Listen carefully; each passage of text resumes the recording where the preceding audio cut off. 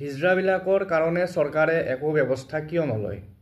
আমি দেখিছোঁ যেতিয়া বাছত যাওঁ কৰবালৈ প্ৰত্যেকখন বাছতে হিজৰাবিলাক উঠে আৰু উঠি পেলাই মানুহৰ পৰা পইচা লয় আৰু পইচা যদি নিদিয়ে কোনোবাই যদি কিবা এটা কয় উল্টাকে বহুত বেয়াকে পাব্লিকলি গালিগালাজ কৰে। আজি মই এখন বাছত দেখিলোঁ যে বাছখনত এজন ল'ৰাই ক'লে যে মোৰ কেছ পইচা নাই, অনলাইন আছে, আৰু এই হিজৰাটোৱে অনলাইন পেমেণ্ট ল'বৰ কাৰণে মোবাইলটো উলিয়াই পেলাই স্কেনাৰখন উলিয়াই দিছে। আৰু ইমানখিনিতো আৰু হ'ব নালাগে ন।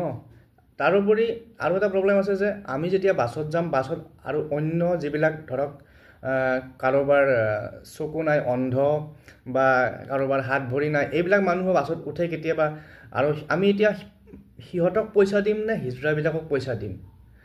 এইটো এটা ডাঙৰ প্ৰশ্ন। আৰু এইখিনি মানুহক, যিখিনি মানুহে কাম কৰি খাব নোৱাৰে, সেইখিনি মানুহক পইচা দিবৰ কাৰণে মানুহে এতিয়া চিন্তা কৰিব লগা হৈছে। কাৰণ কিয়, ইফালে হিজৰাবিলাক আছে পইচা ল'বৰ কাৰণে। গতিকে মই ভাবোঁ চৰকাৰে এই ক্ষেত্ৰত কিছু ব্যৱস্থা ল'ব লাগে। আৰু আপোনালোকে এই ক্ষেত্ৰত কি কয় কমেণ্ট কৰি জনাব।